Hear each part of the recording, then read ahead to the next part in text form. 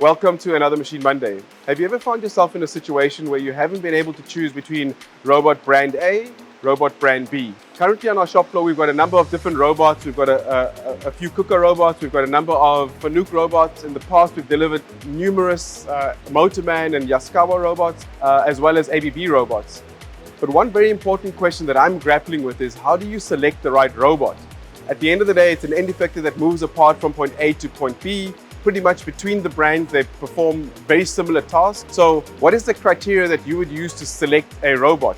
I know many of our existing customers have existing spares, they have technicians that are already familiar with the particular brand, but those are not technical reasons to choose a particular robot.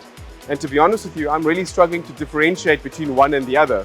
From a machine builder's perspective, we basically choose a robot that our customer specs. But as a customer, how would you select between one brand or another?